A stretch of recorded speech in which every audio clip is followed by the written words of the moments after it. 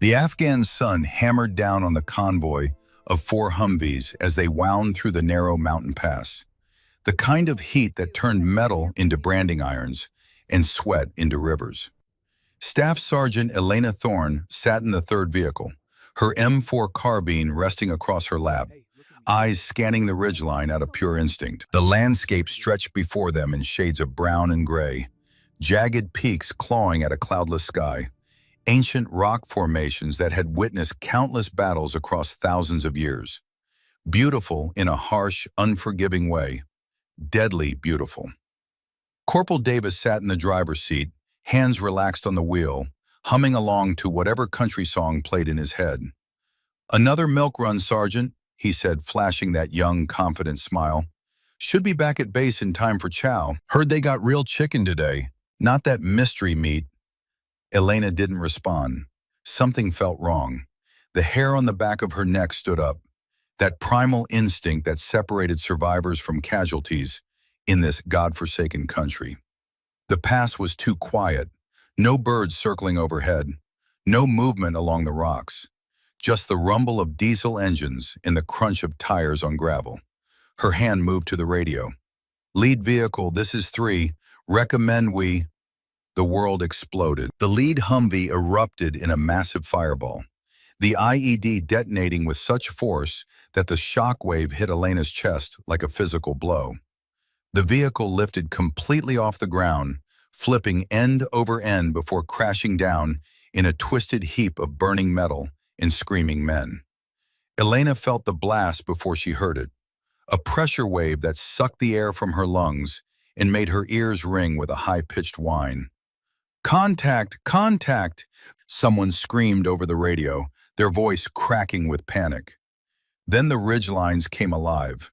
Muzzle flashes sparked from dozens of positions, a coordinated ambush executed with precision. The sharp crack of AK-47s mixed with the deeper boom of RPGs. A rocket-propelled grenade streaked past their windshield, missing by inches, and exploded against the cliff wall behind them. Rock shards peppered their hull like angry hornets. "Evasive! Evasive!" Davis yanked the wheel hard right, too hard. The Humvee's wheels caught the edge of the road where it crumbled away into nothing. Elena felt the sickening sensation of weightlessness as they tipped, the horizon tilting at an impossible angle. Then the world became a violent tumble of metal, glass, and bodies. She slammed against her restraints, then the doorframe, then the roof as the vehicle rolled. Once, twice, the sound deafening, metal shrieking, glass shattering, men screaming, the world spinning in a chaos of sky and earth and fire. When the Humvee finally stopped rolling, it was on its side. Elena hung suspended by her seatbelt, disoriented, her ears ringing with a sound like 1,000 bells. Warm liquid ran down her face. Blood, she realized distantly, from a gash on her forehead. Then the pain hit. Her left leg was pinned beneath the collapsed doorframe, crushed at an angle that made her stomach turn. Worse, she felt wetness spreading across her left side, hot and sticky. Shrapnel. She'd taken shrapnel to her ribs, could feel the jagged metal still lodged there. "Davis," she gasped, turning her head toward the driver's seat. Corporal Davis hung motionless in his restraints, head tilted at an unnatural angle. His eyes stared at nothing. Dead. Neck broken in the rollover. 22 years old. From Tennessee. Engaged to his high school sweetheart. Gone. Outside, the battle raged. Bullets punched through the armored hull with metallic pings that sounded like death knocking. She heard screaming, American voices calling for medics, for cover, for their mothers. Through the shattered windshield, she saw the second Humvee had stopped moving. Its gunner slumped over his .50 cal, body riddled with rounds. Then she saw Lieutenant Morrison stumble from the burning lead vehicle, his uniform on fire, flames consuming him. He managed 3 steps before insurgent fire cut him down. Their commanding officer, the man responsible for coordinating their defense, dead in the dirt. "We're going to die here," someone sobbed over the radio. "We're all going to die." Elena's training kicked in. Not the training that appeared in her official record. The other training. The training that wasn't supposed to exist. Her mind became ice cold, analytical. She counted muzzle flashes through the smoke and chaos. 15, maybe 20 enemy fighters.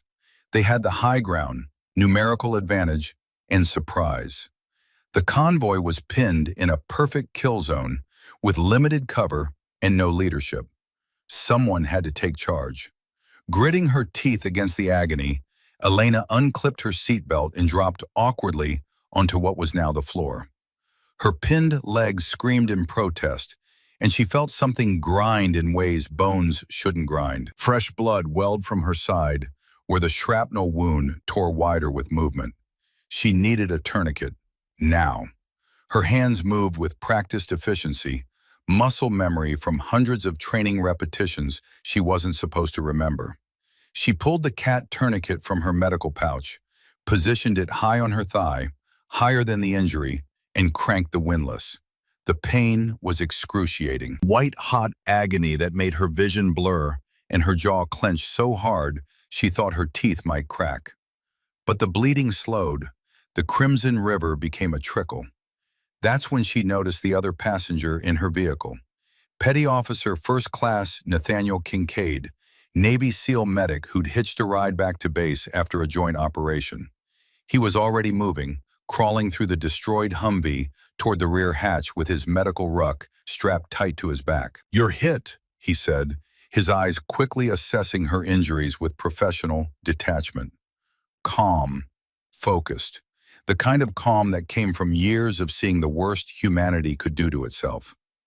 "I'm functional," Elena replied, her voice steadier than she felt. "The others need you more."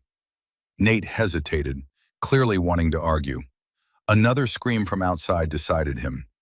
"Don't move. I'll be back." He kicked open the rear hatch and combat crawled toward the nearest casualties, his body low to the ground as bullets whipped overhead.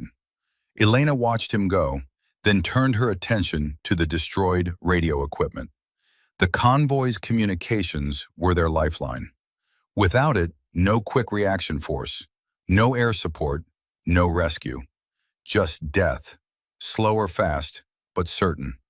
She dragged herself toward the radio mount, her injured leg leaving a smear of blood across the metal floor. Every movement was agony, fires shooting up her spine, but she'd endured worse in training.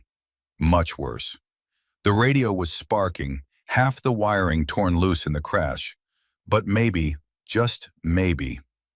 Outside, Nate's voice carried over the chaos. "I need cover. Someone give me suppressing fire."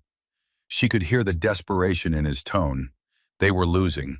The SEALs didn't lose. But without leadership, without coordination, even the best-trained soldiers became casualties waiting to happen. Her fingers found the radio's guts, sorting through the tangled mess of wires and circuits. There, the main power lead had torn free, but the backup battery was intact. She stripped wires with her knife, her hands surprisingly steady despite the blood loss, and began jerry-rigging connections. "Come on," she thought. "Work. Please, work." A bullet punched through the hull inches from her head, but Elena didn't flinch. She twisted the final wires together, and the radio sparked to life with a burst of static. She grabbed the handset, keying the emergency frequency. "Any station, this is Falcon 3-6. Troops in contact. Danger close. Request immediate QRF and air support. How copy?" For a moment, only static answered. Then, "Falcon 3-6, this is Warhammer, Maine. Send your grid coordinates and sit rep." Elena rattled off their position from memory, her voice crisp and professional, despite the pain threatening to drag her under. 4 vehicles, ambush, 15 to 20 enemy fighters on the ridgeline. We have multiple casualties. KIA includes our commanding officer. We need support now. Roger 3-6. QRF is spinning up. 8 minutes out. Apache gun runs inbound. 3 minutes. Can you mark targets? Elena's eyes found the smoke grenade on her vest. Affirmative. Stand by for target marking. She dropped the handset and began the agonizing crawl toward the rear hatch. Through the opening, she could see the battle. Nate working frantically on a soldier with a sucking chest wound, blood everywhere. Two privates huddled behind a wheel well, firing blindly over their shoulders. And the enemy closing in, emboldened by the Americans' disorganization. Elena pulled herself through the hatch, collapsing into the dirt outside. Her vision swam, black spots dancing at the edges. Blood loss. She was running on borrowed time. "Need defensive positions," she gasped. One of the privates, barely 19 years old, face streaked with tears and dirt, stared at her. "The LT's dead, we don't—" "I'm giving orders now." Elena's voice cracked like a whip, cutting through his panic. Years of leadership training that officially never happened surged to the surface. "You and Jackson, establish a perimeter on the north side. Sustained fire, keep their heads down. Kincaid, how many critical?" Nate looked up from his patient, surprise flickering across his face at her tone, her command presence. "3 critical, 5 wounded, but mobile. Mobile wounded grab weapons from the KIAs and form a firing line. We hold until the cavalry arrives. 3 minutes. We can last 3 minutes." Something in her tone, the absolute certainty, the command presence, cut through the panic. The soldiers moved, taking positions, finally fighting back with coordination instead of chaos. Elena pulled the smoke grenade, yanked the pin, and hurled it toward the densest cluster of muzzle flashes. Purple smoke billowed across the ridgeline, marking the enemy positions. "Warhammer, targets marked with purple smoke, clear hot." "Roger 3-6, birds inbound, keep your heads down." The Apache attack helicopters came in low and fast, their 30mm chain guns roaring like dragons. The ridgeline erupted in explosions and dust. Enemy fire slackened immediately as the insurgents broke and ran, survival instinct overriding tactical discipline. Elena allowed herself a small, grim smile. They were going to make it.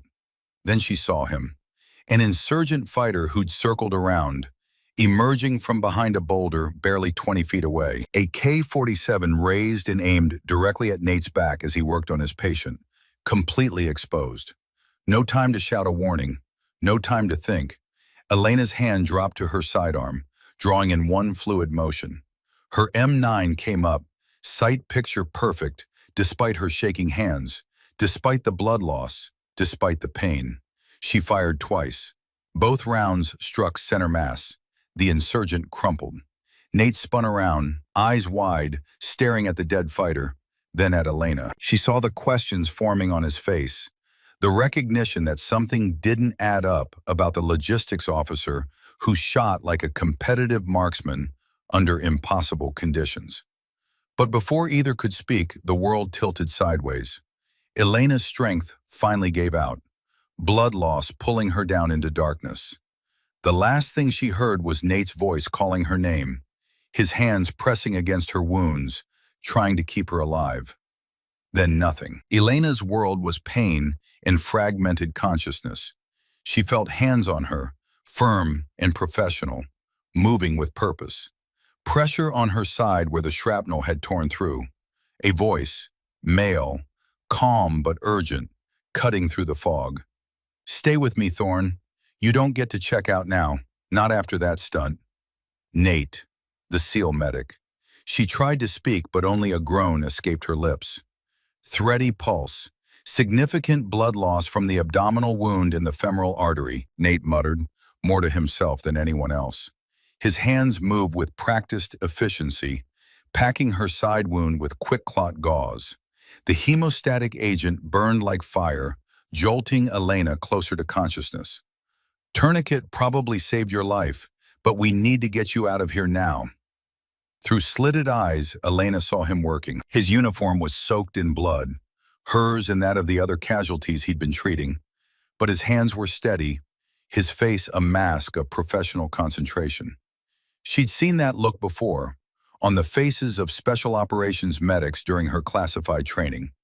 The look of someone who refused to let death win. "Warhammer, this is Kincaid. Nate spoke into his radio headset. I need urgent medevac for a priority alpha. Female, late 20s, penetrating wound to left femoral region with successful tourniquet placement. Penetrating shrapnel wound to left flank, possible internal bleeding. Also multiple orthopedic trauma to left lower extremity. She's critical but stable. The Apache helicopters continued their gun runs overhead, the thunderous roar of their chain guns providing cover as the quick reaction force Humvees screamed into the kill zone. Soldiers poured out, establishing a defensive perimeter, medics rushing to the wounded. A staff sergeant from the QRF approached Nate, taking in the carnage with the kind of face that had seen too much war. Jesus Christ, what happened here? Coordinated ambush, Nate replied, still working on Elena. IED followed by small arms fire from elevated positions. They knew our route, our timing. This was planned. Who organized the defense? Looks like you held them off pretty damn well considering. Nate's eyes flicked to Elena's unconscious form. She did. The logistics officer. She took command after the LT was killed. The staff sergeant's eyebrows shot up. A logistics officer? You're kidding. I don't kid about stuff like this. Nate finished securing Elena's bandages and looked up, meeting the other man's eyes. She repaired our comms under fire, called in the QRF, marked targets for the gun runs, and organized the defensive perimeter, all with a mangled leg and a shrapnel wound that should have put her in shock. He paused. Oh, and she saved my life with a double tap to an insurgent who had me dead to rights. Perfect center mass, both rounds, while she was bleeding out. The staff sergeant whistled low. Well, I'll be damned. The distinctive whomp whomp of a Black Hawk medevac helicopter grew louder as it approached. Nate waved it in, and within seconds the bird was on the ground, rotors kicking up a maelstrom of dust and debris. Let's move, Nate shouted, helping lift Elena's stretcher. He ran alongside as they loaded her into the helicopter, climbing in without hesitation. I'm riding with her.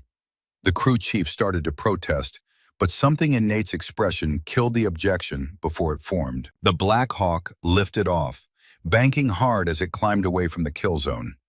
Inside the helicopter, Nate continued his work, starting an IV line and checking Elena's vitals. Her blood pressure was dangerously low. He hung a bag of O-negative blood and opened it wide. Come on, Thorne, he muttered. Don't you dare die on me. Her eyes fluttered open, unfocused and glassy. Did we? Yeah, we made it. Everyone you're responsible for is going to make. He checked her pupil response with a penlight. But you need to stay awake. Talk to me. Where'd you learn to shoot like that? A ghost of a smile crossed her pale lips. Army basic. Nate's tone was gentle but firm. Bullshit. I've been doing this for 8 years. I've worked with Rangers, Delta, Green Berets.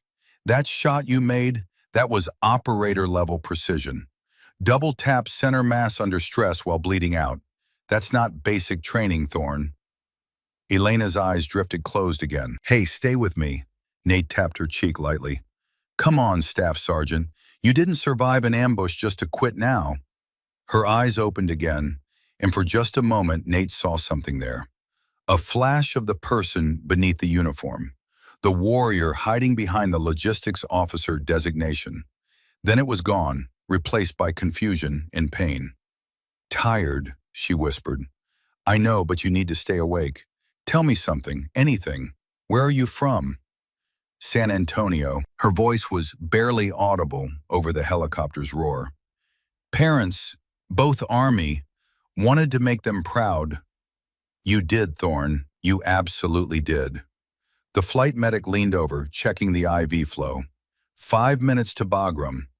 Nate nodded, his hand instinctively going to Elena's wrist, checking her pulse. Still weak, but steady. She was a fighter, that much was clear. But the questions nagged at him.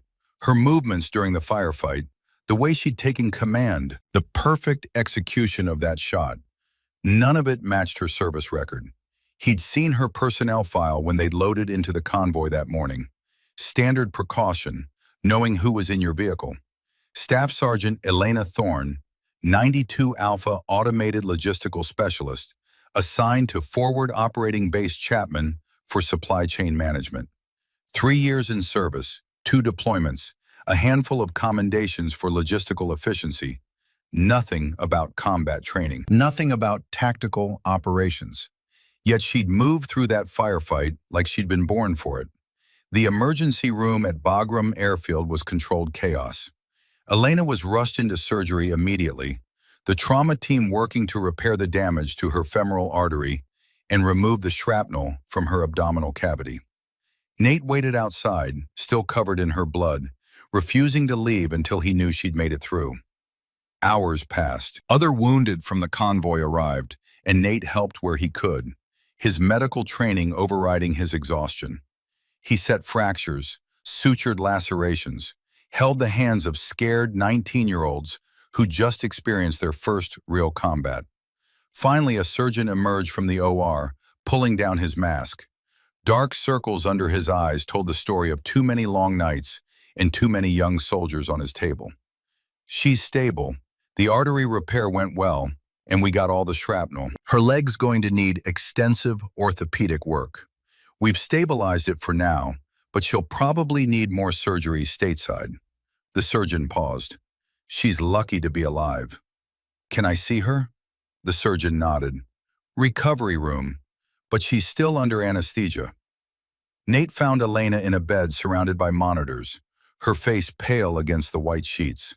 Her left leg was immobilized in an external fixator, metal rods and pins holding the shattered bone in alignment. Bandages wrapped her torso. She looked small, vulnerable, nothing like the warrior he'd seen in the firefight. He pulled up a chair and sat, suddenly exhausted. As he watched her breathe, watched the steady rhythm of her heart monitor, his mind churned through the inconsistencies. The way she'd applied that tourniquet with textbook precision. Most soldiers fumbled with them under stress, hands shaking, panic overriding training. She'd done it perfectly, one-handed, while bleeding out. The way she'd assessed the tactical situation and made command decisions instantly, no hesitation, no second-guessing. The way she'd handled her sidearm, that draw, that sight picture, that follow-through. Who was Elena Thorne? Really? He dozed off in the chair, waking hours later to find her eyes open, watching him. Hey, he said softly. Welcome back. How long? Her voice was rough from the breathing tube. 18 hours since the ambush. You've been out of surgery for about 6. Elena tried to move, then grimaced as pain shot through her leg. The others? All stable. The 3 critical cases are going to make it. Nate leaned forward. Davis didn't survive the rollover. Elena's jaw tightened. She'd known, had seen his body, but hearing it confirmed brought fresh pain. What you did out there, the way you held that convoy together when everything went to hell, Nate said quietly, that was extraordinary. Just did what needed doing, she said, looking away. That's just it. Most people freeze. Most people panic. You moved like you'd done it 1,000 times before. He kept his voice casual, non-threatening. Where did you really learn that, Elena? Her jaw tightened. I told you, basic training. Right, and I'm just a simple medic who doesn't know the difference between basic combat skills and special operations level performance. Before Elena could respond, the curtain around her bed pulled back. A man in civilian clothes stood there.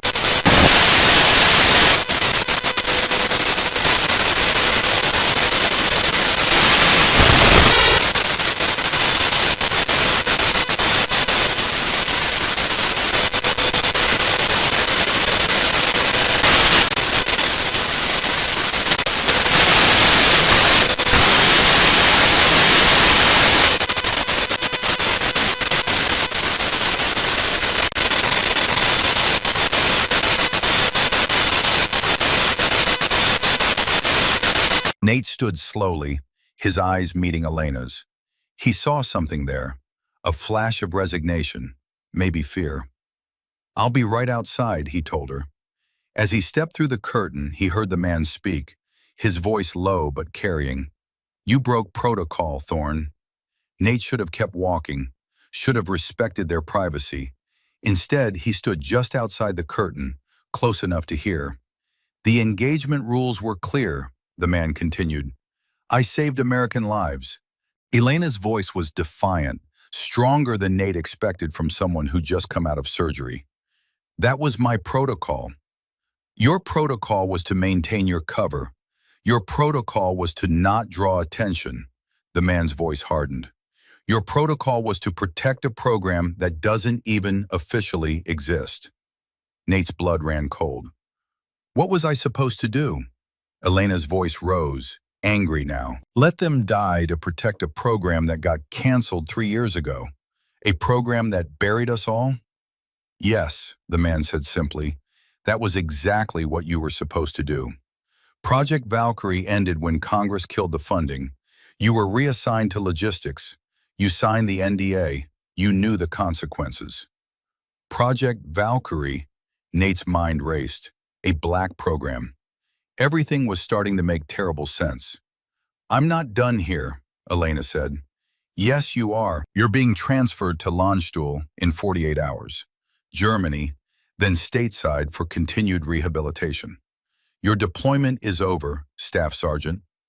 I've been pushing supply requisitions and inventory spreadsheets for 3 years, while men with half my training get to do the job I was prepared for." "Lower your voice, Thorne." The man's tone turned dangerous. "There are people who would be very interested to know about your specialized skill set. People in Congress who killed the program in the first place. People who could make your life very difficult." A long silence followed. When Elena spoke again, her voice was barely a whisper, but Nate caught every word. "I saved lives yesterday. Doesn't that count for anything?" "It counts for proving why women shouldn't be in combat roles." The contractor's words were brutal. "You took unnecessary risks. You exposed yourself. You made that SEAL medic curious. Now I have to do damage control." "Kincaid won't say anything." "Kincaid?" The man's voice took on a mocking edge. "You're on a first-name basis already. That's convenient. Or maybe it's a problem." "It's not like that. It better not be, because if any word of Project Valkyrie leaks, if anyone starts asking questions about where you really learned those skills, it won't just be your career that's over. There are national security implications you can't begin to imagine." Nate heard movement inside, the man preparing to leave. He quickly walked down the hallway, putting distance between himself and the recovery area, trying to look like he'd been gone for minutes rather than seconds. The contractor emerged, his face an unreadable mask. He walked past Nate without acknowledgement, but Nate felt the weight of his stare. A warning, clear as day. Then the man was gone, disappearing into the maze of hospital corridors. Nate waited a full minute before returning to Elena's bedside. She was staring at the ceiling, her jaw clenched, fighting back tears of frustration or pain. Maybe both. "You okay?" he asked softly. She wiped her eyes quickly, trying to compose herself. "Yeah, just post-surgery emotions. The drugs make you weepy." Nate pulled the chair closer and sat down. He should let it go, walk away, forget what he'd heard. But he'd never been good at letting things go, especially when they didn't make sense.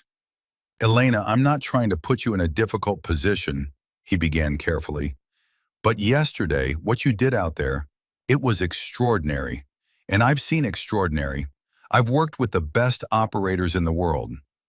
He paused, choosing his words. "Whatever your story is, whatever you're not allowed to talk about, I respect that. I have clearances too. I know how secrets work." Elena turned her head to look at him, searching his face for something. Sincerity, maybe, or trustworthiness. Whatever she found there seemed to satisfy her, because her expression softened slightly. "It doesn't matter anymore," she said quietly. "Whatever I was trained to do, whatever they promised me, it's over. I'm being shipped to Germany, then stateside. Medical discharge probably. Desk job if I'm lucky." She laughed bitterly. back to counting bullets instead of using them. You don't know that. Your leg. My leg is destroyed, Nate. I felt it shatter. I know what compound fractures mean. I know the recovery time, the rehabilitation requirements. Her voice cracked. I know my career is over before it ever really started.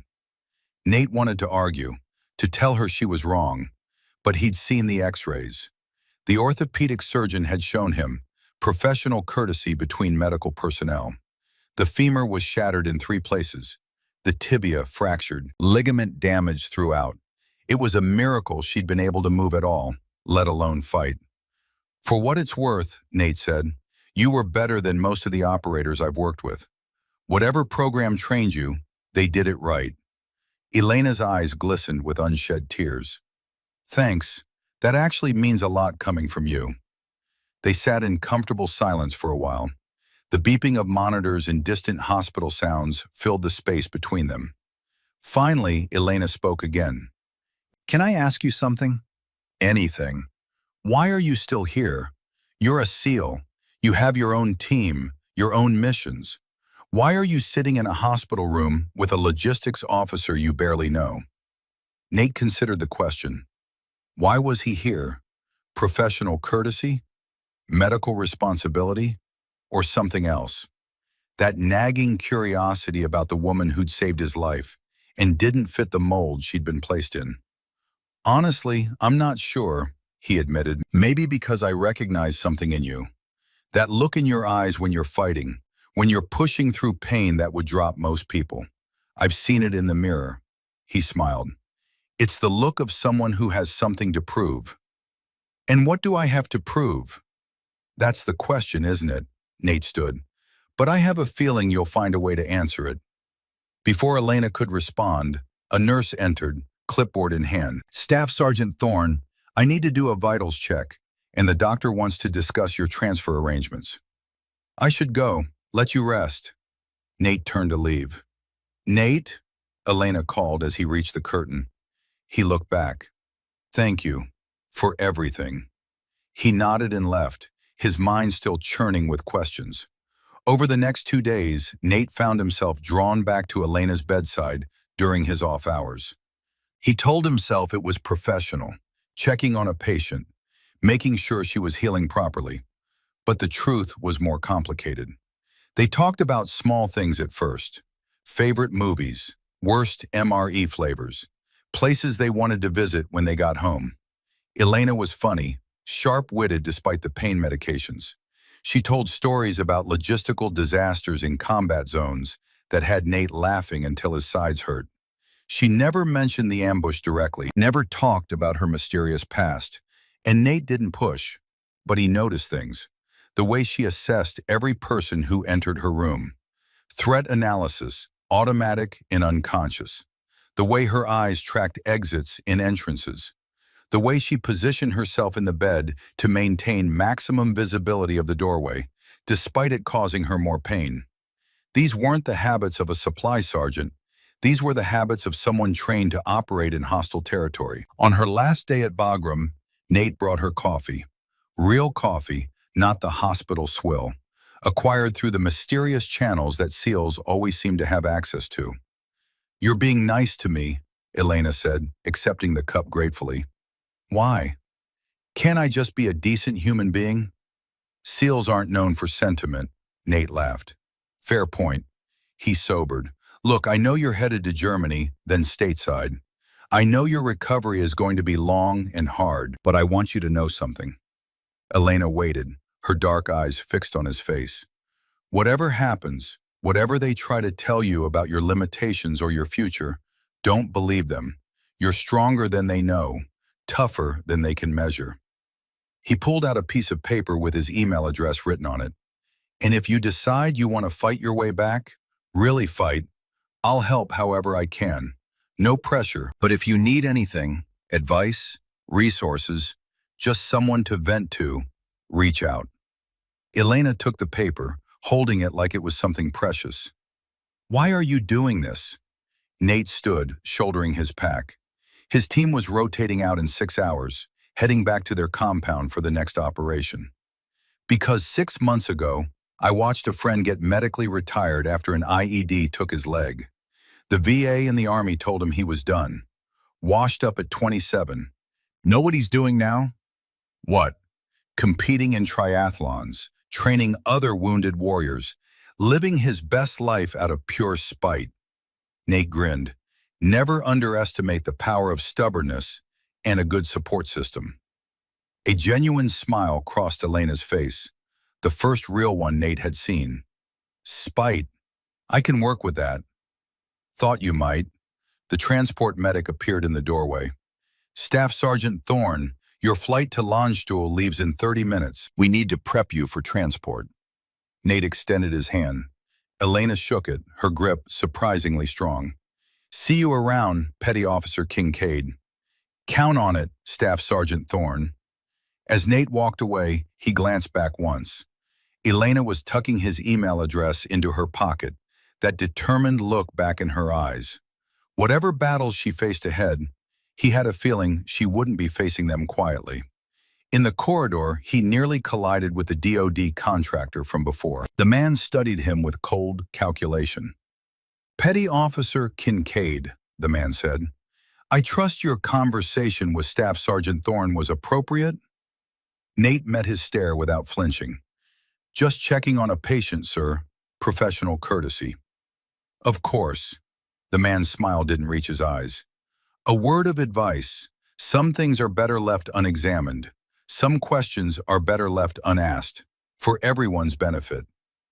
I'm a medic, not an investigator, Nate replied evenly. I know my lane. The contractor nodded slowly. See that you stay in it. He walked away, leaving Nate standing alone in the hallway.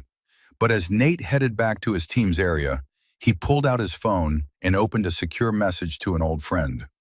A buddy from BUD/S training who now worked in Naval Special Warfare Development Group. Hey, need a favor. Ever hear of something called Project Valkyrie? Trying to understand something I witnessed. Curiosity only. The response came back minutes later. Never heard of it, but if it's black enough that I haven't heard of it, you probably shouldn't be asking. Why? Nate stared at his phone for a long moment before typing. Met someone interesting. Skill set doesn't match their resume. Leave it alone, brother. Those programs have teeth. Nate deleted the message thread and pocketed his phone. Good advice. He probably wouldn't take it. 3 months later, everything would change. 3 months later, Naval Medical Center San Diego glowed under the California sun, its white walls a stark contrast to the dusty compounds of Afghanistan. Nate walked through the physical therapy wing, his duty bag slung over one shoulder, heading toward an appointment with a sports medicine specialist. His shoulder had been bothering him since a training accident 2 weeks prior. Nothing serious, but enough to warrant a professional opinion. He stopped dead in the corridor, his bag slipping from his grip. Elena Thorne was there. She stood at a weight rack, her back to him, wearing black compression shorts and a gray Army PT shirt soaked through with sweat. Her left leg, the one that had been shattered, was supporting her full body weight as she executed a perfect pistol squat. The movement was slow, controlled, the kind of exercise that required immense strength and balance even for healthy athletes. Nate watched in stunned silence as she completed the rep, then another. Her face contorted with concentration and pain. Her leg trembled violently on the third rep, and for a moment he thought she'd collapse. But she gritted her teeth and pushed through, rising to full standing. Only then did she see him. Her eyes widened in surprise. Nate. Elena. He walked closer, his trained eye automatically assessing her.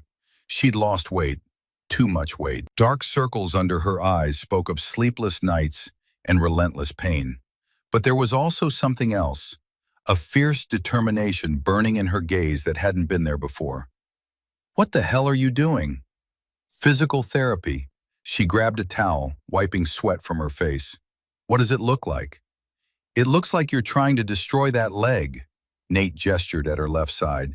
You should be using a cane still. The orthopedic timeline for compound femoral fractures is 12 to 16 weeks for weight-bearing activities. 18 to 24 weeks for return to normal function, 6 to 12 months for full recovery. Elena cut him off, her voice sharp. I know the timeline, Nate. I also know I don't have 6 months. Nate set down his bag, studying her more carefully. The external fixator was gone, replaced by what looked like a custom brace. But even through the compression fabric, he could see the angry red scars running up her thigh and side. Surgical incisions poorly healed, suggesting she'd rushed through recovery. Come on, he said. Coffee, now. I have another hour of training scheduled. Not a request, Staff Sergeant. Something in his tone, the command voice he used with junior operators who were about to do something stupid, made Elena pause. She nodded slowly. Fine, but I'm buying. I owe you about a dozen coffees anyway. The hospital cafeteria was quiet, the afternoon lull between lunch and dinner. They sat in a corner booth, 2 styrofoam cups of mediocre coffee between them. Elena wrapped her hands around her cup like it was a lifeline, avoiding Nate's eyes. So, Nate said finally, you going to tell me what's really going on? Elena was silent for a long moment, staring into the dark liquid. When she spoke, her voice was tired. They want to medical board me out, permanent desk assignment or medical retirement. My choice. Your leg is healing ahead of schedule, according to my doctors, but not fast enough, not strong enough. She finally looked up at him. There's a fitness evaluation in 6 weeks. Pass it and I stay on active duty with a chance at reassignment. Fail it and I'm done. What kind of evaluation? Elena laughed bitterly. The kind designed to be impossible for someone with my injury history. Full Army combat fitness test standards, plus an additional tactical assessment.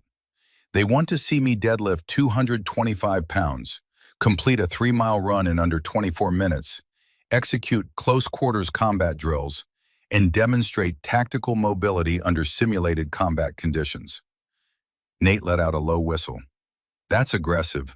Most soldiers couldn't pass that even without injuries. That's the point. Elena's hands tightened around her cup. They don't want me to pass. They want me to fail. To prove that I should never have been in that convoy, should never have been in Afghanistan, should never have been anything more than a desk jockey pushing paperwork. Who's they? The same people who killed Project Valkyrie. The same people who have been trying to bury what we were trained to do. She met his eyes, and Nate saw raw desperation there. I can't go back, Nate. I can't spend the rest of my career in some basement office counting inventory and filing reports. I'll lose my mind. Nate understood that feeling, the need to be in the fight, to use the skills you'd bled for. He'd seen what happened to operators who got sidelined. Depression, substance abuse, a slow withering of the spirit that was worse than any physical injury. Show me, he said. What? Show me what you can do right now. I want to see where you're really at. Elena hesitated, then nodded. They went back to the PT wing, which was now mostly empty. She walked him through her current capabilities, the pistol squats, weighted lunges, box jumps that made Nate wince with every landing. Her form was good, her determination absolute, but he could see the pain, see the way her leg wanted to buckle, see the tremors that ran through her muscles. After 20 minutes, she was drenched in sweat and breathing hard. She collapsed onto a bench, her leg cramping visibly. So, she asked between gasps, what's the verdict? Nate sat beside her, considering his words carefully. You're strong, stronger than you should be given your timeline, but you're not ready for what they're asking, not in 6 weeks. Elena's face fell. I know, but I don't have a choice. Everyone has a choice. Nate pulled out his phone, scrolling through his contacts. I have friends, good friends. Some of them work in adaptive training programs for wounded warriors. Others run private facilities that train operators, current and former. They owe me favors. Nate, I can't afford. You're not paying anything except sweat and determination. He stopped on a contact. Garrett Sullivan, former SEAL who lost his leg in Ramadi and now runs an elite training center in Coronado. Garrett trains guys like us, people who refuse to let injuries define them. He's gotten double amputees through SWAT qualifications, helped wounded vets become triathletes. If anyone can get you ready in 6 weeks, it's him. Elena stared at him, her eyes glistening with unshed tears. Why would you do this for me? You barely know me. I know enough. Nate met her gaze steadily. I know you took command when everyone else froze. I know you're a fighter, and I know the system is trying to crush you for being better than they expected. He paused. Besides, I remember what you told me in Bagram. You wanted to make your parents proud. Are you going to let some bureaucrats take that away? A tear rolled down Elena's cheek, but she wiped it away angrily. No, hell no. Then let me help. Elena extended her hand. Okay, but I'm warning you. I'm a terrible student, stubborn, argumentative, and I don't know when to quit. Nate shook her hand, grinning. Perfect. Those are exactly the qualities we're looking for. Over the next week, Nate made the arrangements. Garrett agreed immediately when he heard the story, offering his facility for early morning sessions before Nate's regular duties. 2 other former SEALs signed on as assistant trainers. Declan Harris, a combat diving instructor with a reputation for brutal conditioning work, and Ainsley Carver, one of the few women to complete an experimental integration program before politics shut it down. The night before their first real training session, Elena texted Nate, "Are you sure about this? I don't want you risking your reputation for me." His response was immediate. My reputation can handle it. Can your pride handle admitting you need help? Her reply made him smile. My pride is the least damaged part of me right now. See you at 0500. Nate set his phone down, staring at the ceiling of his barracks room. He was taking a risk. Helping Elena could raise questions, draw attention to things that were meant to stay buried. The DoD contractor's warning echoed in his mind. Some things are better left unexamined.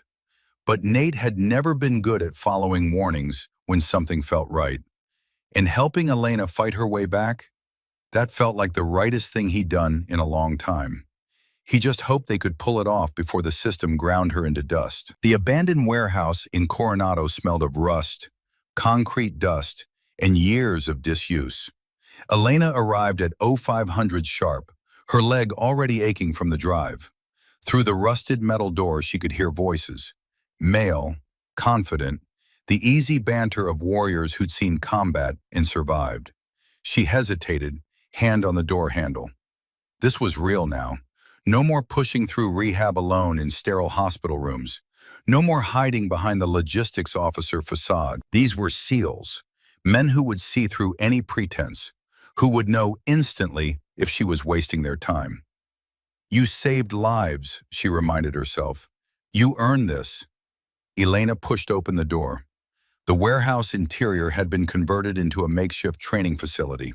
Weight racks, pull-up bars, and tactical shooting lanes occupied one half. The other half was a kill house, a maze of plywood walls configured to simulate urban combat scenarios. 3 people stood near a coffee station, turning as she entered. Nate stepped forward, still in his Navy PT gear.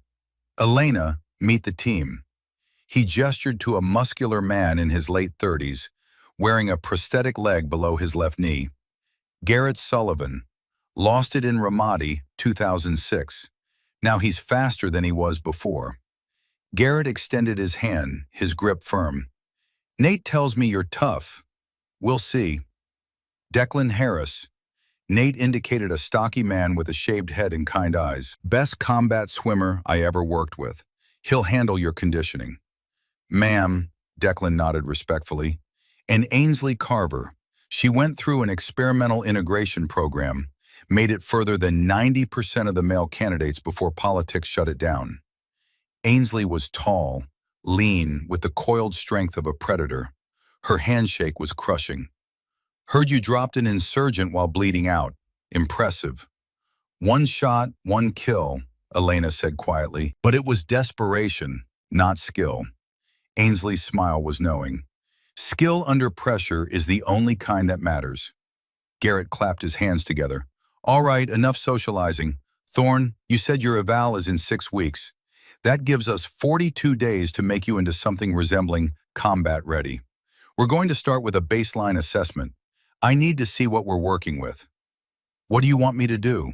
Elena asked. Everything. Garrett gestured to the weight area. Deadlift, squat, pull-ups. Then we'll move to the kill house. I want to see how you move under pressure. The next hour was brutal. Elena pushed through deadlifts, 135 pounds, then 155. Her legs screaming with each rep.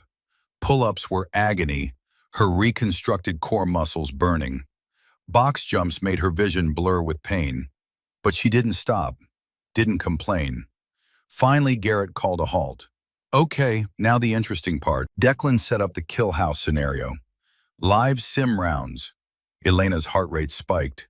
She hadn't touched a weapon since Afghanistan. Hadn't run drills since before her injury. The muscle memory was there, buried under months of hospital beds and physical therapy. But could she access it? Declan handed her a Glock 19 loaded with simunition rounds. Painful but non-lethal marking cartridges. Standard building clearance, unknown number of hostiles. Rules of engagement are simple. Don't die, don't shoot civilians. Nate watched from the observation platform as Elena checked the weapon. Her movements automatic and professional. Magazine out, chamber check, press check, reload. Her hands moved with a kind of fluid confidence that took thousands of repetitions to develop. Where did she really learn that? Ainsley murmured beside him. That's the question, isn't it? Nate replied. Garrett started the scenario. Begin. Elena moved. Nate had seen thousands of operators run kill houses. He'd run them himself countless times. But watching Elena was different.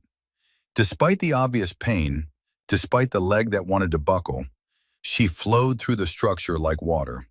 Smooth, efficient, deadly. She sliced the pie on corners with textbook precision. Her muzzle discipline was perfect.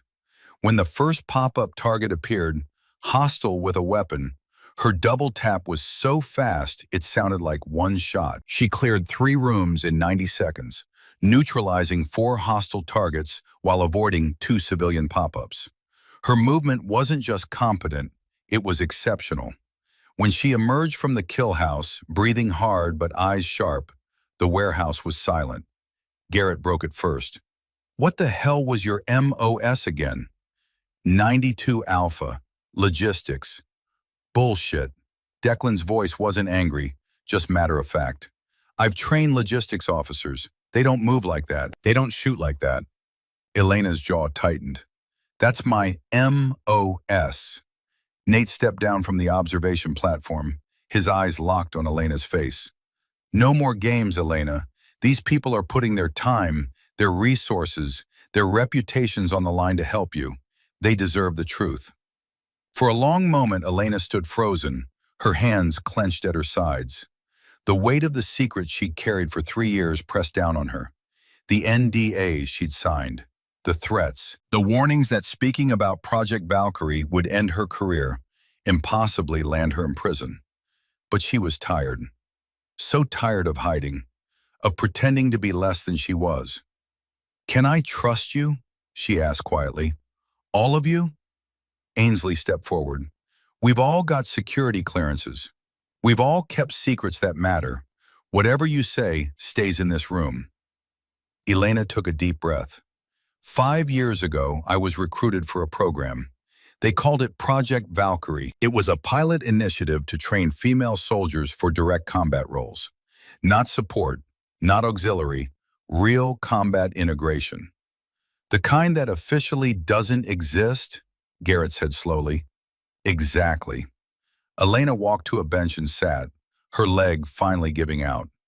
They selected 30 of us from across the Army, women with top fitness scores, high GT scores, psychological profiles that matched special operations candidates.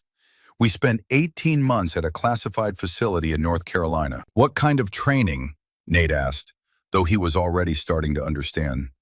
Elena's voice was distant, remembering. We started with Ranger School fundamentals, land navigation, small unit tactics, airborne operations. Then we moved into advanced marksmanship, close quarters combat, explosive breaching, SEER training. They brought in instructors from Delta, from the 75th Ranger Regiment, even some agency contractors. Declan whistled low. That's essentially special operations qualification. That was the idea, Elena continued. The program was supposed to prove that women could meet the same standards as men, perform the same missions. We were going to be integrated into combat units, prove that gender didn't matter, only capability. What happened? Ainsley asked, though her expression suggested she already knew. Politics. The word came out bitter.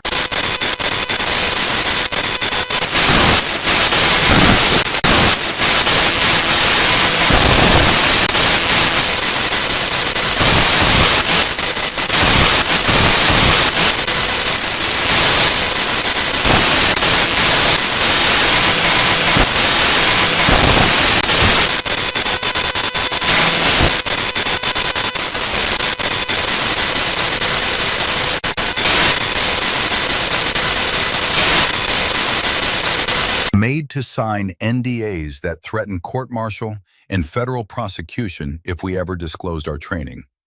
Elena laughed bitterly. They gave me two choices: become a logistics officer or get discharged with a general under honorable conditions. Basically a black mark that would follow me forever. So I chose logistics. Spent 3 years managing supply chains and counting ammunition while watching men with half my skills deploy on missions I was trained to execute. The warehouse was silent except for the distant sound of traffic outside. That's why you fought so hard during the ambush, Nate said. You weren't just surviving, you were finally getting to use your training. For about 5 minutes, then I got shot. Elena's hands trembled slightly. The DoD contractor who showed up at Bagram, he was there to remind me that my skills are still classified, that I'm still bound by that NDA, that if I ever tell anyone about Valkyrie, they'll destroy me. Garrett crossed his arms, his expression thoughtful. But you just told us. Yeah, I did, Elena met his eyes, because I'm done hiding. I'm done pretending to be something I'm not. In 6 weeks, I either pass that evaluation and get a chance at a real assignment, or I get medical boarded into oblivion. Either way, my career as a logistics officer is over. I might as well go down swinging. Ainsley crouched in front of Elena, her expression intense. What kind of assignment are you hoping for? There's a new joint task force forming under JSOC. They're finally opening certain roles to qualified women. Not full SEAL positions, but support roles that work directly with Tier 1 units. Intelligence, tactical analysis, some direct action in specific scenarios. Elena's voice hardened with determination.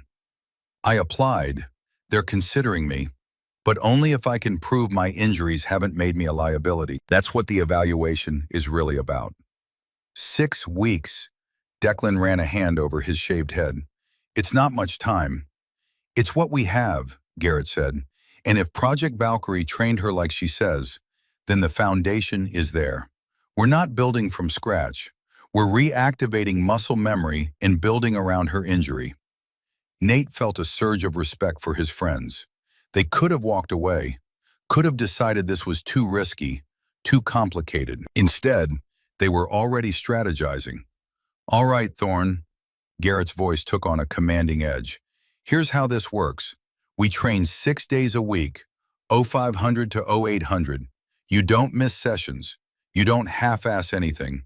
You push through pain, but you tell us immediately if something feels wrong. We're building you up, not destroying you. Understood? Understood. We're going to focus on 3 areas: raw strength and conditioning, tactical movement with your injury, and psychological resilience. He ticked them off on his fingers. Declan handles conditioning. Ainsley works on tactical movement. I supervise strength training. And Nate, he glanced at his friend, You're her mental fitness coach. You keep her head in the game when the pain gets bad. Nate nodded. I can do that. Ainsley stood, offering Elena her hand and pulling her up. One more thing. When you're in this warehouse, you're not a logistics officer. You're an operator. You don't apologize for your skills. You don't downplay your abilities. And you sure as hell don't let anyone, including yourself, tell you that you don't belong. Elena felt something break open inside her chest. A pressure she'd been carrying for 3 years finally releasing. For the first time since Project Valkyrie ended, she was standing in a room full of people who saw her for what she really was. Not a desk jockey, not a mistake, not a political inconvenience. A warrior. Thank you, she whispered, her voice thick with emotion. All of you. Garrett grinned. Thank us after you pass that evaluation. Now let's get back to work. Those 6 weeks aren't going to train themselves. As Elena moved back toward the kill house, Nate caught her arm gently. Hey, you okay? She met his eyes, and for the first time in months, her smile was genuine. Yeah, for the first time in a long time, I actually am. Week 1 was hell. Elena's body rebelled against every movement. The injury sites, her leg, her side, screamed with each exercise. Declan pushed her through swimming drills in the frigid Pacific, the cold water both numbing and excruciating. Ainsley ran her through tactical scenarios until Elena's legs gave out completely, forcing Nate to carry her to his truck. I can't do this, Elena gasped on day 5, collapsed on the warehouse floor after a particularly brutal circuit. It's too much, too fast. Nate knelt beside her, his voice firm but not unkind. Yes, you can. You're just scared of how much it's going to cost. I'm not scared. Bullshit. He helped her sit up. You're terrified that you'll give everything you have and still fail. That's why you're looking for an exit now, before it matters. Elena glared at him, anger flashing in her eyes. You don't know what you're talking about. Don't I? Nate met her glare steadily. I watched half my BUD/S class quit during Hell Week. You know what they all had in common? They started questioning whether they could do it. The moment you ask that question, you've already lost. So what? I just ignore the pain? Pretend my leg isn't held together with pins and prayer? No. You acknowledge the pain, respect it, and push through it anyway.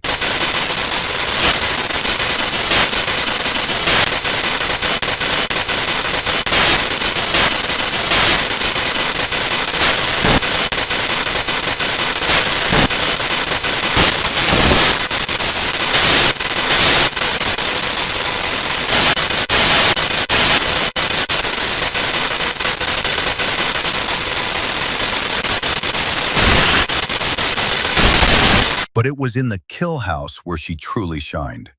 Ainsley set up increasingly complex scenarios, multiple floors, civilian hostages, time pressures. Elena adapted to each one with frightening efficiency. Her tactical decision-making was exceptional, her threat assessment instant and accurate. Watch this, Ainsley told Nate one morning, pulling him to the observation window. I'm running her through a scenario we use for SEAL team qualification. The setup was brutal. A 3-story structure, 6 hostile targets, 3 civilian targets, and a ticking clock. 30 seconds to clear the building or lose the hostage. Garrett started the timer. Execute. Elena exploded through the door, her injured leg barely slowing her. She cleared the first floor in 8 seconds. 2 hostiles neutralized with precise double taps. 1 civilian identified and passed. Second floor, hostile behind a desk, another emerging from a doorway. She engaged both while moving, never breaking stride. Third floor. The remaining 2 hostiles were in a room with the hostage. A tactical nightmare. Nate watched as Elena used a flashbang simulator, entered during the distraction, and neutralized both targets without hitting the civilian. Total time, 26 seconds. Jesus, Garrett breathed. That's faster than my time. Ainsley was grinning. Told you, She's not just good, she's exceptional. Nate felt a complex mix of pride and concern. Elena was proving she belonged, but she was also drawing attention, the kind of attention that could raise questions about where she'd learned these skills. Week 3 was when things changed between them. They were working late, everyone else had gone home. Nate was spotting Elena through a strength session when her legs suddenly buckled during a weighted lunge. She went down hard, crying out in pain. "Elena?" Nate dropped beside her, his hands immediately checking for new injury. "Where? What happened?" "Cramp," she gasped, her face white. "Just a cramp, old injury site." But Nate saw the tears streaming down her face. Not from the cramp, but from something deeper. 3 weeks of relentless pushing, of fighting through pain, of refusing to show weakness, had finally caught up with her. "Hey," he said softly, "it's okay, you're allowed to break sometimes." "No, I'm not." Her voice was fierce through the tears. "I don't have that luxury. If I break, if I show weakness—" "Elena," Nate's hands cupped her face, forcing her to look at him. "You're one of the strongest people I've ever met. Crying doesn't make you weak. It makes you human." Something shifted in that moment. The professional distance they'd maintained crumbled. Elena's hands covered his, and they stayed like that, frozen in the intimacy of shared vulnerability. "I'm scared," she whispered. "What if I'm not enough?" "You are. I've seen you. You're more than enough." Their faces were inches apart. Nate could feel her breath, see the gold flecks in her brown eyes. It would be so easy to close that distance, to cross the line they'd both been carefully avoiding. Elena leaned forward slightly. Nate did the same. Then his phone buzzed, a text from Garrett. "How's she doing?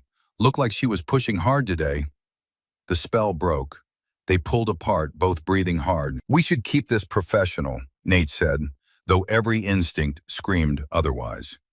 Elena nodded, wiping her eyes. "Yeah, you're right. After the evaluation. After I know where I stand." "After," Nate agreed. But as he helped her up, his hand lingered on hers a moment longer than necessary. Week 4 brought a visitor. Nate arrived at the warehouse to find a black SUV parked outside. Government plates. His stomach sank.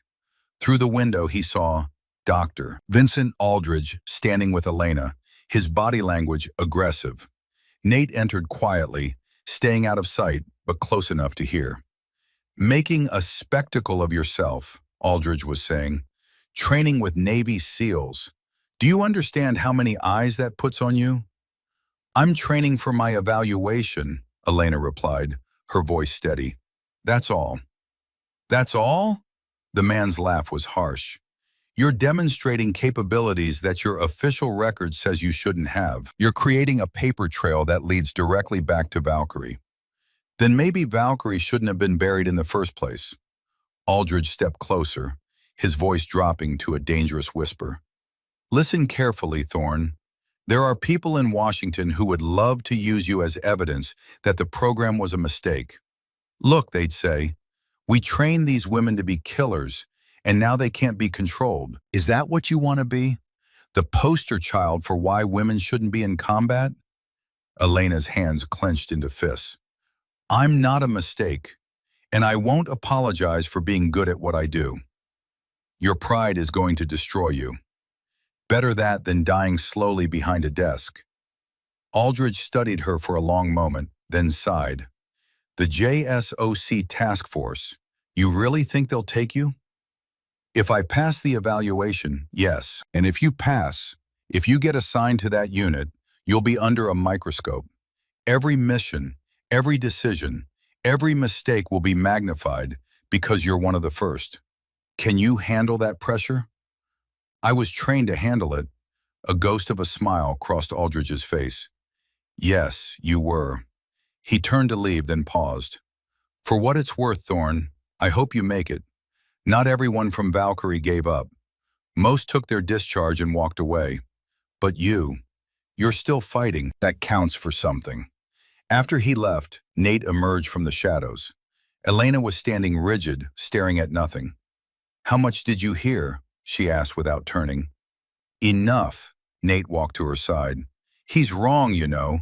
You're not going to be a poster child for failure. You're going to be proof that the program should have continued. Elena finally looked at him. You really believe that? I know that. Nate's voice was firm. In 2 weeks, you're going to walk into that evaluation and show them exactly what Project Valkyrie created. Not a mistake, a warrior. Week 5 was the final push. The team increased intensity, running Elena through scenarios that would break most operators. 20-hour training days, multiple kill house runs under fatigue, psychological stress tests designed to break concentration. Elena never quit. But on Wednesday, 3 weeks before her evaluation, disaster struck. Elena spiked a fever during morning training, 103 degrees. Her surgical site was hot, red, swollen. Infection. The emergency room doctor was blunt. Cellulitis spreading from the surgical site. If this reaches the bone, you're done. Minimum 2 weeks of IV antibiotics and complete rest. I don't have 2 weeks, Elena said, her voice panicked. My evaluation is in 3 weeks. Then you'll fail it. The doctor's tone was matter-of-fact. Because if you keep training on this leg, you'll lose it. Elena looked at Nate, desperation in her eyes. Do something, please. Nate pulled the doctor aside, used every connection he had, called in favors, made promises, finally convinced the infectious disease specialist to compromise. 4 days of IV antibiotics in the hospital, then oral antibiotics with close monitoring. He stayed with Elena every moment, changing her bandages, managing her medications, holding her hand through feverish nightmares where she failed the evaluation again and again. What if I'm not strong enough? She whispered one night, her fever-bright eyes searching his face. You're the strongest person I know, Nate replied, meaning every word. 4 days, then we get back to work. On day 4, Elena's fever broke. The infection retreated. She returned to training with a vengeance. Her numbers climbed. Deadlift, 215 pounds. Run time, 23 minutes. Kill house scores in the top operator percentile. But her leg remained unstable, cramping under sustained load, tremors under high stress. It was a wild card none of them could control. On the final Friday before her evaluation, Garrett called everyone together. Thorne, you've done something I didn't think was possible, he said. You've not only recovered from career-ending injuries, you've exceeded your pre-injury capabilities. Your deadlift is at 215.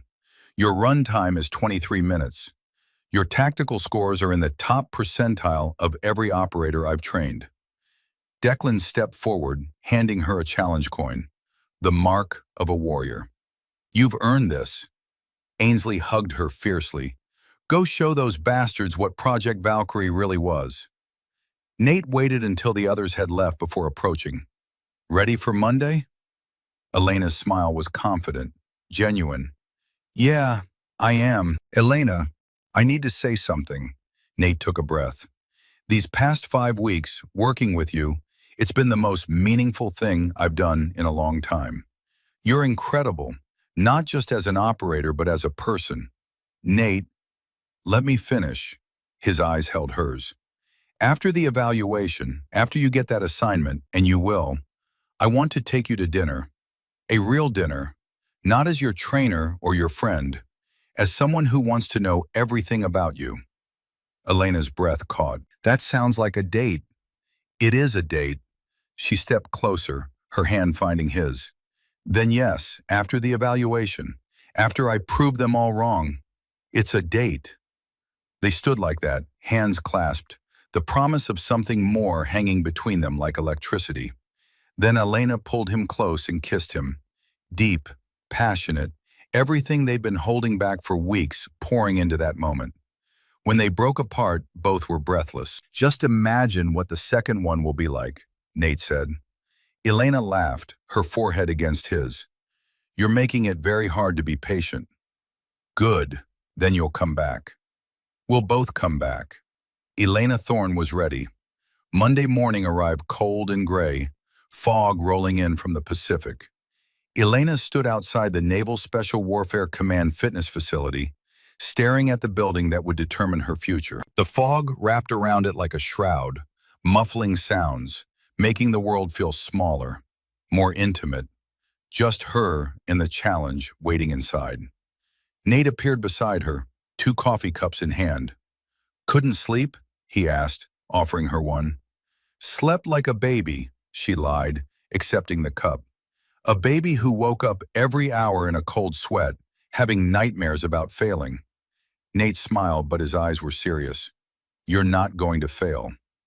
"You don't know that." "I do." He touched her arm gently. "I've seen what you can do.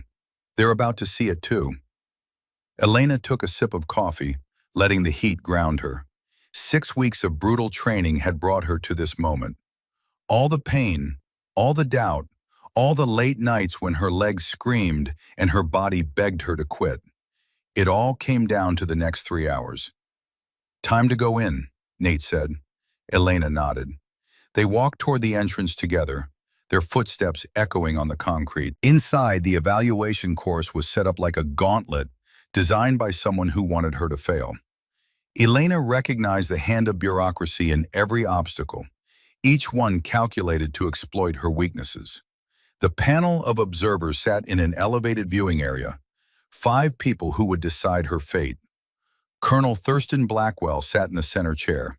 58 years old, ramrod straight posture, steel gray hair cut to regulation length. His face was carved from granite, expression neutral, but eyes sharp as razors.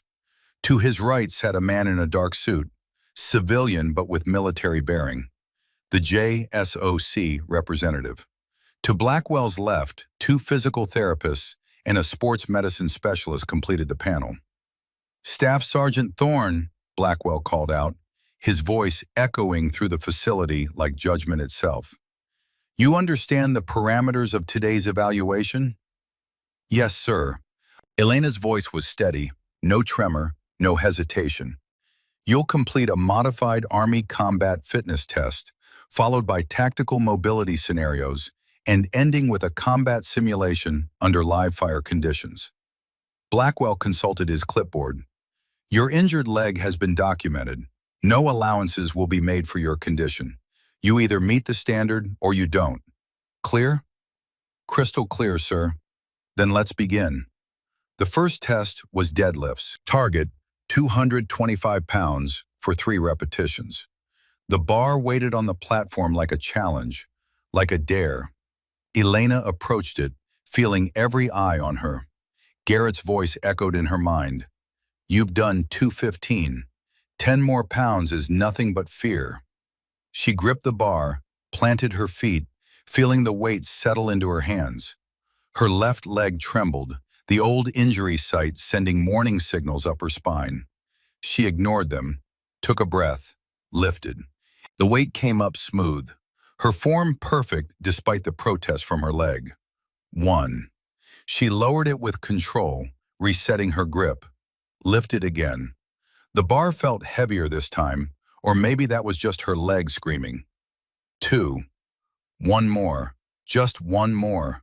She gripped the bar, felt the rough knurling bite into her palms, thought of her parents, thought of the convoy in Afghanistan, thought of the 30 women from Project Valkyrie who'd been buried by politics.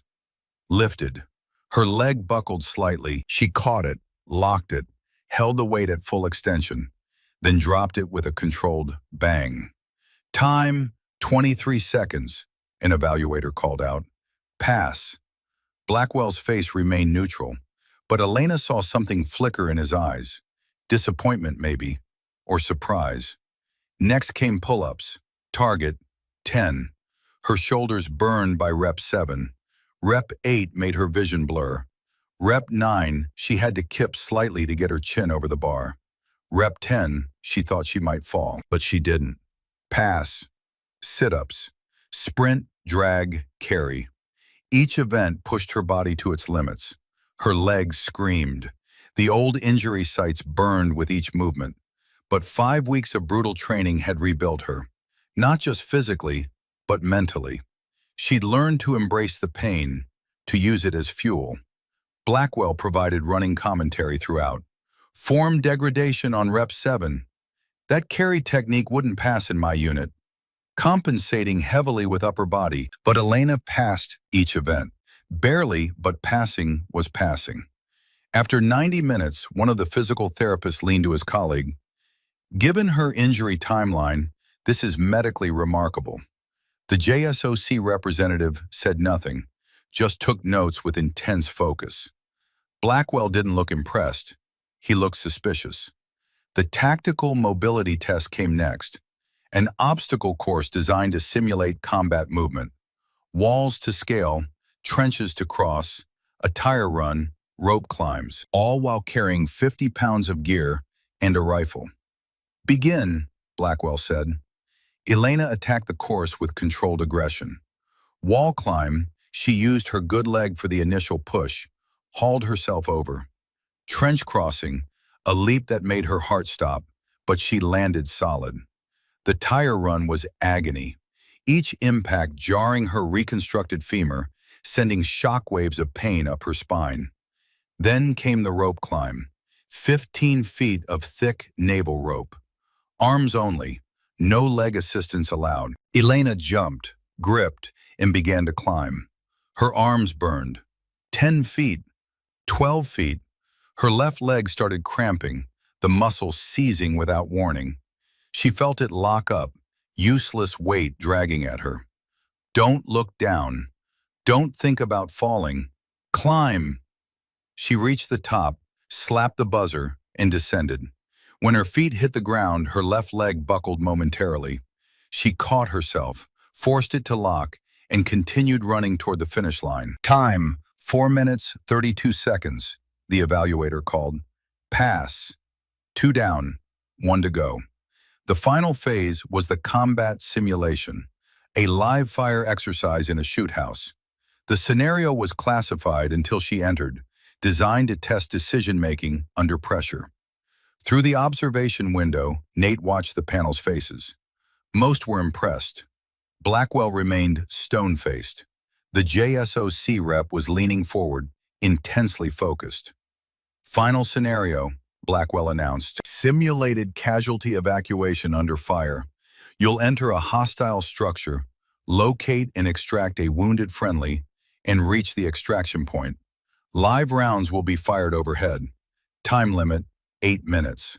Elena entered the structure, and the simulation began. The wounded soldier was a 180-pound dummy positioned on the second floor. Elena cleared the first floor, moving with the tactical precision Ainsley had drilled into her. Checking corners, slicing the pie, every movement textbook perfect. Stairs, always the most dangerous part. She ascended carefully, weapon up, eyes scanning, found the casualty in a defensive position, simulated blood pooled around it. She hoisted the dummy into a fireman's carry, feeling the weight settle onto her shoulders, pressing down on her injured leg. Started back down. That's when her leg betrayed her.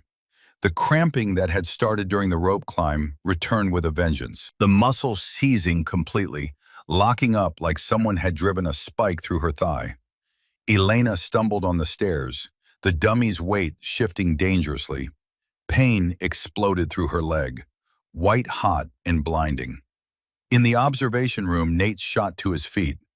"Come on, Elena, you've got this." She caught herself on the railing, gasping. The dummy's weight pressed down on her injured leg, right on the surgical site. Every instinct screamed to put it down, to give her leg a moment to recover. But 8 minutes meant 8 minutes. Elena gritted her teeth, adjusted the weight, and continued. Her face contorted in agony with each step. Her leg dragged, barely supporting her weight. But she moved. One step, another, another. Live rounds cracked overhead, the added stress of simulated enemy fire. Smoke filled the corridor. Elena's vision blurred from pain and sweat, but she kept moving. The extraction point was 50 feet away. 40, 30. Her leg gave out completely. Elena went down on one knee, the dummy sliding from her shoulders. For a moment she stayed there, breathing hard, the pain overwhelming. Through the smoke, she could see the extraction point. So close. In the observation room, Colonel Blackwell leaned back in his chair, a satisfied expression on his face. There it is. Physical failure under stress. Exactly what I predicted. She's moving, the JSOC rep interrupted. Elena was crawling, one hand gripping the dummy's harness, dragging it behind her. She crawled toward the extraction point, her left leg useless, dragging behind her. But she used her arms, her good leg, pure determination. 10 feet, 5. She crossed the line with 14 seconds to spare, collapsing beside the dummy. Time, 7 minutes 46 seconds, the evaluator called out. Pass. The observation room erupted in murmurs. The physical therapists were shaking their heads in disbelief. Even some of the officers looked impressed. But Colonel Blackwell stood abruptly. Objection. The room fell silent. That was not a completion, Blackwell declared. She crawled the final distance. That's a tactical failure. In real combat, crawling while dragging a casualty would get both soldiers killed. She completed the objective within the time limit, the JSOC rep countered, his voice calm but firm. The spirit of the evaluation is combat readiness, not checking boxes. Blackwell turned to face the panel. Gentlemen, I think we need to address the elephant in the room. Staff Sergeant Thorne's performance today has been extraordinary. Too extraordinary. Elena was helped into the observation room, limping badly. She stood before the panel, exhausted, blood visible through her pants where the surgical incision had reopened. But she stood straight, head high. Blackwell continued. According to her service record, Thorne is a 92 Alpha, an automated logistical specialist. Yet today she demonstrated tactical proficiency that exceeds most infantry soldiers. Her weapons handling, her tactical movement, her performance in the kill house. These are not skills a logistics officer should possess. What are you implying, Colonel? The JSOC rep asked, his tone dangerous. I'm questioning the integrity of this evaluation. Either Staff Sergeant Thorne received undisclosed specialized training, which raises questions about what else she's hiding, or she's been training specifically for this evaluation, which suggests premeditation and possibly coaching. Nate couldn't stay silent any longer. Permission to speak, sir? Blackwell glared at him. You're out of order, petty officer. With respect, sir, you're out of line. Nate stepped forward, his voice controlled but passionate. I was in the convoy ambush in Afghanistan. I watched Staff Sergeant Thorne take command and hold that convoy together when everything went to hell. She repaired communications equipment under fire, organized a defensive perimeter, and neutralized an enemy combatant, all with injuries that should have put her in shock. That's irrelevant. It's completely relevant. Nate's voice rose. You want to know where she learned her skills? She learned them the same place every operator learns them, through blood, sweat, and refusing to quit when every instinct says to stop. I've worked with Tier 1 operators my entire career. Staff Sergeant Thorne has the heart of a warrior. Maybe that makes you uncomfortable, but it doesn't make her unqualified. Stand down, Petty Officer Kincaid, Blackwell snapped. No, sir, not until you stop trying to disqualify someone for being better than you expected. The room was electric with tension. The JSOC rep stood, his expression unreadable. Colonel Blackwell, do you have evidence of impropriety? Blackwell's jaw worked. No, but I have concerns about someone who wasn't honest about their background. I was honest about everything I was allowed to be honest about, sir, Elena interrupted, her voice clear despite the pain. My service record is accurate, my training is classified, and yes, I prepared extensively for this evaluation because it meant everything to me. But I didn't cheat. I didn't take shortcuts. I earned every rep, every run, every single movement you saw today. Classified training. Blackwell pounced on the word. So you admit there's something in your background that doesn't appear in your record. The JSOC rep held up a hand. That's enough. Staff Sergeant Thorne, step outside. We need to deliberate. Elena limped toward the door, Nate moving to help her. As they exited, she whispered, "Did I just destroy my career by admitting that?" "If they reject you for telling the truth," Nate replied, "then they don't deserve you anyway." They sat in the hallway waiting. 15 minutes became 30. 30 became an hour. Elena's leg throbbed with each heartbeat, blood seeping through the bandage. But she didn't complain, didn't ask for pain medication. She just sat, hands clasped, waiting for judgment. Finally, the door opened. The JSOC rep emerged alone. Elena stood, her heart hammering against her ribs. Nate stood beside her, his hand finding hers briefly before letting go. A silent gesture of support. "Staff Sergeant Thorne," the man began, and Elena braced for rejection. "The panel has reached a decision." Here it comes, Elena thought. All that work, all that pain, for nothing. "Your performance today was exceptional by any standard," the JSOC rep continued. "However, Colonel Blackwell raised legitimate concerns about discrepancies between your official record and your demonstrated capabilities." He paused, and Elena felt her world tilting. "Which is why I made some calls during our deliberation." He pulled out his phone, turning it to show Elena a document. Her blood ran cold. It was a classified file. Project Valkyrie stamped across the top in red letters. "I have the appropriate clearances," the man continued, "and I've been briefed on the program. All 30 participants, what you accomplished, what you endured when it was canceled." His expression softened almost imperceptibly. "You were supposed to be the future, Thorne. Instead, you got buried in bureaucracy." "Sir, I can explain." "No need. I understand why you couldn't disclose it." He pocketed his phone.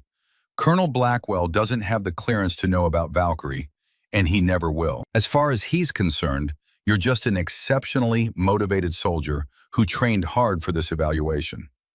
The man glanced at Nate, then back to Elena. "The panel voted 4-1 in your favor.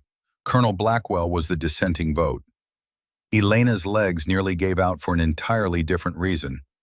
"I passed?" "More than passed. You exceeded standards in every category except the final casualty extraction, where you met the minimum time requirement through unorthodox but effective means." A hint of a smile crossed his face. "The JSOC task force needs people who don't quit when conventional methods fail. People who find a way to complete the mission no matter what." "So I'm in?" Elena's voice cracked with emotion. "I'm actually in. You'll receive your official orders within 72 hours. Report to Fort Liberty in 3 weeks for task force orientation and team integration." He extended his hand. "Welcome to Joint Special Operations Command, Staff Sergeant Thorne." Elena shook his hand, unable to speak. Tears streamed down her face. 3 years of frustration and anger and hope pouring out all at once. The man nodded to Nate, then paused before walking away. "One more thing, Petty Officer. Colonel Blackwell will be removed from all future evaluation oversight. His conduct today demonstrated clear bias." He paused. "Personal tragedy doesn't excuse professional misconduct." Nate nodded. Justice. Quiet, but certain. The JSOC rep walked away, leaving them alone in the corridor. For a moment, neither spoke. Then Elena turned to Nate and collapsed into his arms, her body shaking with sobs. Relief, joy, exhaustion, everything hitting her at once. "You did it," Nate whispered into her hair. "I knew you would. I couldn't have done it without you," Elena managed between sobs. "Without all of you. You had it in you all along. We just reminded you." They stood like that, holding each other in the empty hallway, until Elena's tears subsided. When she pulled back, her face was blotchy and her eyes were red, but she was smiling. Genuinely, completely smiling. "I need to call Garrett, Ainsley, Declan." "They know," Nate said. "I texted them during the deliberation. They're waiting at the warehouse with celebratory beer and probably very bad pizza." Elena laughed, the sound pure and unreserved. Then what are we waiting for? The warehouse celebration was exactly what Elena needed. Garrett presented her with another challenge coin, this one from his old SEAL team. Declan insisted on arm wrestling. She beat him, her strength from training finally paying off in the most ridiculous way. Ainsley gave her a fierce hug and whispered, "Make them regret ever doubting us." But eventually the others left, citing early morning obligations and giving Elena and Nate increasingly obvious looks. Soon it was just the two of them, sitting on the warehouse floor with the last of the beer. "So," Nate said, "Fort Liberty in 3 weeks." "Yeah." Elena picked at the label on her bottle. "Where are you headed?" "That's the thing." Nate turned to face her. "My team got orders yesterday. We're rotating back to Afghanistan. Same operational theater where you'll be working." Elena's heart skipped. "You're serious?" "Dead serious. Different units, but we'll be in the same sandbox." He set down his beer, his expression intense. "Elena, these past 5 weeks working with you, they've been the best weeks I've had in a long time. You're incredible, not just as an operator, but as a person. You're fierce and stubborn, and you make me want to be better." "Nate, let me finish." He took her hand. "I know the timing is terrible. We're both deploying. Both have missions that matter. I'm not asking you to figure everything out right now, but I need you to know, when we're both back stateside, when the dust settles, I want to see where this goes. For real." Elena's throat tightened with emotion. "I want that too. More than you know." She paused. But we both have something to prove first," Elena said softly. "You need to lead your team. I need to prove I belong in that task force. That Project Valkyrie wasn't a waste." She squeezed his hand. "We've both spent our whole lives training for what comes next. I don't want to start something when we can't give it the attention it deserves." Nate nodded slowly.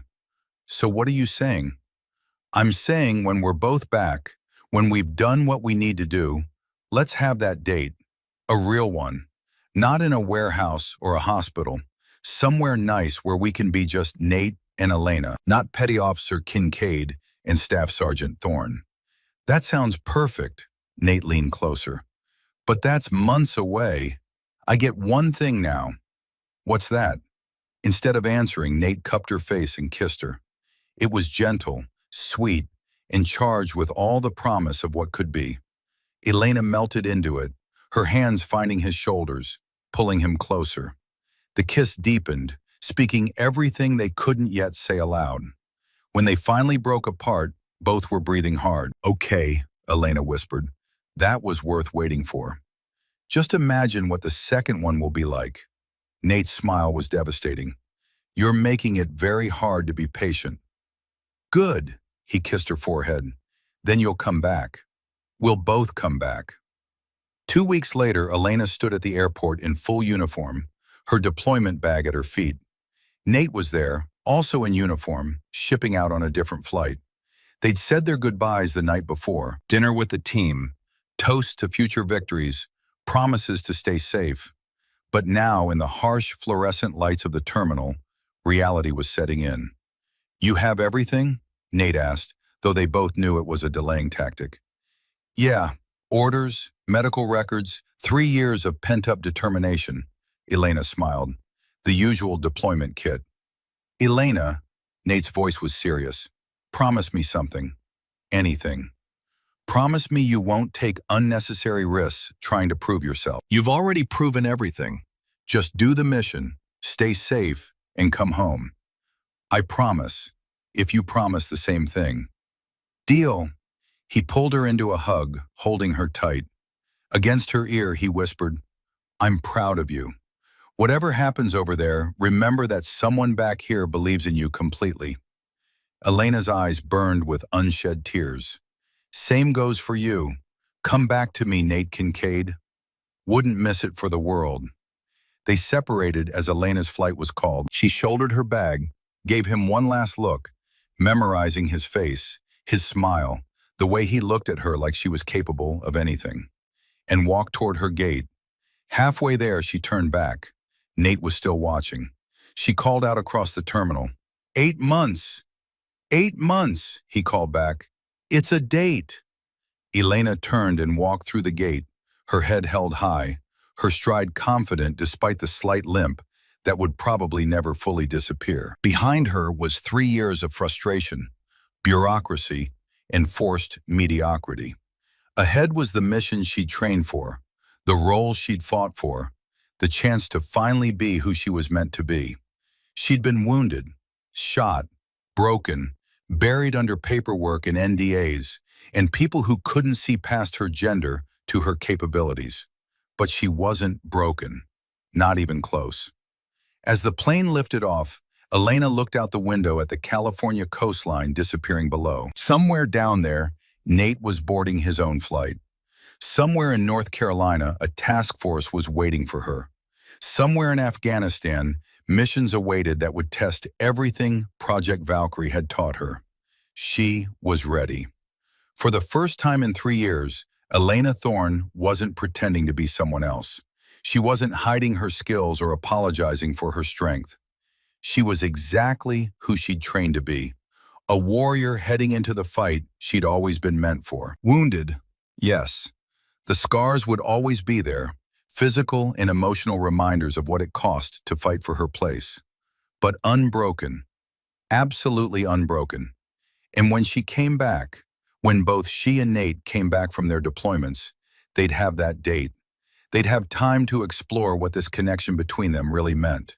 They'd have a future built on mutual respect, shared values, and the unshakable foundation of two people who understood what it meant to fight for what mattered. Elena smiled, closed her eyes, and let the drone of the engines carry her toward her new beginning. Her phone buzzed. Not a call, a text notification. She pulled it out, surprised to see a group thread she'd been added to, labeled simply Valkyrie 30. Messages scrolled up the screen from numbers she half recognized, women she'd trained with 5 years ago. Heard you made it through. Proud of you. KM. You did what the rest of us couldn't. Keep fighting. AR.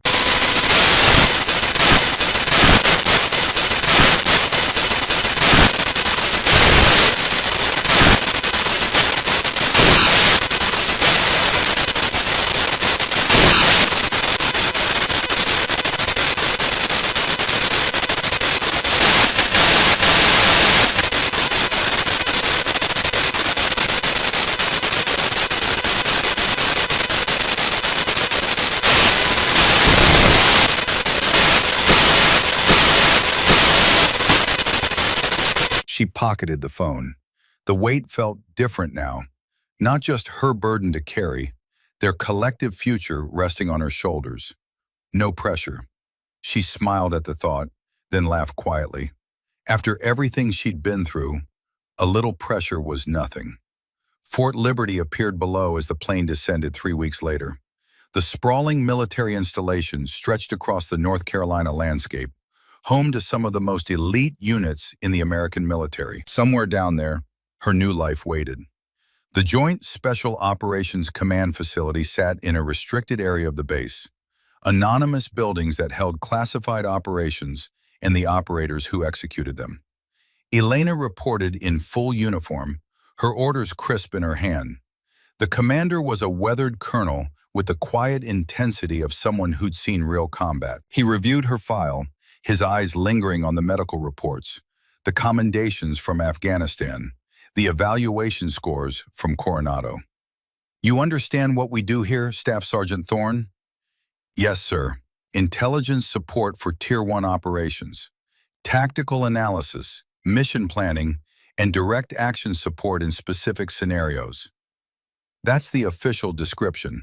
The colonel leaned back in his chair. Unofficially, you'll be working with SEAL teams, Delta operators, and Rangers on missions that don't officially exist. You'll see things that never happened, kill people who were never there, and go places that aren't on any map. He paused. Still interested? Yes, sir. Good. He handed her a mission folder. Your first deployment briefs tomorrow. Afghanistan, direct action support for a SEAL team operation. You'll be providing overwatch and intelligence coordination. Elena opened the folder. Classified photos, target packages, serious operations. The kind of work she'd been trained for. The kind of work that mattered. Any questions, Staff Sergeant? No, sir. Thank you, sir. As she left his office, Elena felt the weight of the moment settle over her. This was real. This was happening. After 3 years in the shadows, she was finally doing the job she'd been prepared for. Her phone buzzed. A text from Nate, sent hours earlier from somewhere in Afghanistan. Heard through the grapevine you got your orders. Proud of you. Stay safe out there. 8 months. Elena typed back. 7 months and 3 weeks now. It's a date. She pocketed her phone and walked toward the briefing room, ready for whatever came next. The SEAL medic and everyone else had been stunned by her secret training, but they hadn't seen anything yet. Somewhere in the Afghan mountains, months from now, their paths would cross again. A firefight going sideways, a SEAL team pinned down, and a voice over the radio, calm and professional. Viper 6, this is Overwatch. Target acquired. Grid November Tango 4721. How copy? And a familiar voice responding, surprise and relief mixing together. Good copy, Overwatch. That you up there, Thorn? Affirmative, Viper 6. Somebody's got to keep you SEALs out of trouble. A low chuckle. Good to have you watching our backs. Let's go to work. But that was months away. Right now, Elena Thorne had a briefing to attend, a mission to prepare for, and a future to build. One deployment at a time. One mission at a time. One day closer to that date with the man who'd helped her remember who she was. Wounded but unbroken, she walked into the briefing room and took her seat among the warriors. Finally home. Finally where she belonged. The story of Project Valkyrie wasn't over. It was just beginning.